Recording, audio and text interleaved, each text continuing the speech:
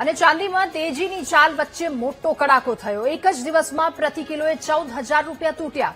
1 kilo ચાંદીના ભાવ 2,32,000ની આસપાસ। સોનાનો પ્રતિ 10 ગ્રામનો ભાવ 1,36,000ની આસપાસ। સોનામાં પણ 1,300 રૂપિયા સુધીનો ભાવ તૂટ્યો છે, જ્યારે ચાંદીમાં એક દિવસમાં આટલો મોટો કડાકો નોંધાયો છે। ચાંદીના એક જ દિવસમાં પ્રતિ કિલોએ 14,000 રૂપિયા તૂટ્યા છે। હાલ ચાંદીનો 1 કિલોનો ભાવ 2,32,000 આસપાસ પહોંચ્યો। આજે વર્ષનો છેલ્લો દિવસ છે અને સતત સોના ચાંદીના ભાવમાં ઘટાડો જોવા મળી રહ્યો છે। આજે 14,000 જેટલું જે ચાંદીનો ભાવ છે તેમાં ઘટાડો નોંધાયો છે। સાથે સાથે સોનામાં પણ 1,000 થી 1,200 રૂપિયા જેટલો ઘટાડો નોંધાયો છે। આપણી સાથે સોની વેપારી છે, શું કહેશો જે પ્રમાણે ભાવ ઘટાડો નોંધાયો છે? ચાંદીમાં અત્યારે કેટલો ઘટાડો નોંધાયો છે?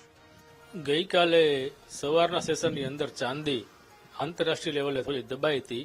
બપોર પછી અને સાંજને મોડી રાત્રે ચાંદીમાં ફરી પાછો ઉછાળો આવેલો હતો અને 2,52,53,000 વખત ચાંદી સ્તર કાલે પહોંચી હતી। ત્યારબાદ આજે વર્ષના આખરી દિવસે ખુલતી બજારની અંદર ચાંદી અને સોના બંને મેટલોની અંદર ઉપરથી દબાણની અંદર એક કામગીરી ચાલી રહી છે। કેટલો ભાવ આજે ઘટ્યો છે, શું માનો છો? આજે ચાંદીની અંદર અત્યાર સુધીની અંદર લગભગ 14,000 આસપાસનું એમસીએક્સની અંદર કરેક્શન આવ્યું છે।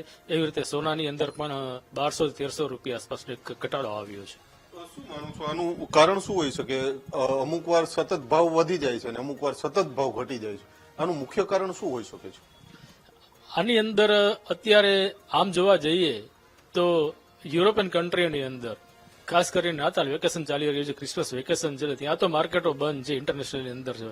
હવે જ્યારે અન્ય દેશોની અંદર વાત કરીએ તો ચીન એક મોટી ગેમ ચાંદી સાથે રમી રહ્યું હોય અને એને કારણે આઉટાપટક થતી હોય એવું સ્પષ્ટ દેખાઈ રહ્યું છે। શું લાગે છે, ભાવ વધશે?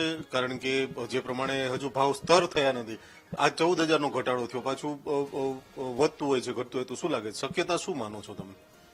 સિનારીઓ જોતા અત્યારની પરિસ્થિતિએ જે સોદાઓ થઈ રહ્યા છે, ઇવન પેપર થઈ રહ્યા છે, ફિઝિકલ ખરીદી કે લેતી દેતી નહિવત પ્રમાણની અંદર છે, તો ત્યારે લોકો પણ વેટ એન્ડ વોચની સ્થિતિમાં છે। શક્યતા સંભવત છે કે જે રીતે કરેક્શન છેલ્લા 2-3 દિવસમાં ચાલુ થયું છે ચાંદીની અંદર ખાસ કરીને જોઈએ તો એ કરેક્શન આવવાની પૂરી શક્યતા છે। હા, હજુ થોડા ભાવ ઘટવા જોઈએ આ લેવલથી। સોનામાં પણ થોડા ભાવ નીચે આવવા જોઈએ। ખાસ એવી પણ ચર્ચા છે કે રાજકોટમાં એક આ પ્રકારે અનેક પેઢી ઉઠી ગઈ છે, કારણ કે સતત ભાવ વધઘટ થાય છે, જેના કારણે ઘણા બધા સોની વેપારીઓએ પણ આમાં ઇન્વેસ્ટ કર્યું હોય છે અને આવી એક ચર્ચા છે, શું માનો છો? માત્ર રાજકોટની જ વાત નથી, પરંતુ ગુજરાત અને દેશભરની અંદર અનેક બુલિયનના વેપારીઓ પણ આજે મુસીબતની અંદર આવી ગયા છે, કારણ કે જે રીતે ચાંદીએ તેજી પકડી ભાવની અંદર છેલ્લા 8-10 દિવસની દરમિયાનની અંદર અને 1,50,55,000 શરૂ થઈને ચાંદી આજે 2,54,000 સ્તર સુધી પહોંચી ગઈ હતી, ત્યારે કોઈને કલ્પના પણ નહોતી કે આટલો તોતિંગ ભાવ વધારો ચાંદીની અંદર થશે। તો લોકો એક એવરેજ બાંધીને બેઠા હશે એ સમયે કે ભાઈ હવે આ એક લેવલ આવી ગયું, અહીંથી ચાંદી પાછી આવી જોઈએ અને સોદા ઉભા કર્યા હશે અને સોદા ઉભા રહી ગયા હશે, એના કારણે અનેક વેપારી પેઢીઓ બુલિયન ખાસ કરીને બુલિયનના વેપારીઓ આજે એક ક્રાઇસિસની અંદર આવી ગયા છે। હા, રાજકોટની બજારમાં પણ છે, ગુજરાતમાં પણ છે, દેશની અંદર પણ છે।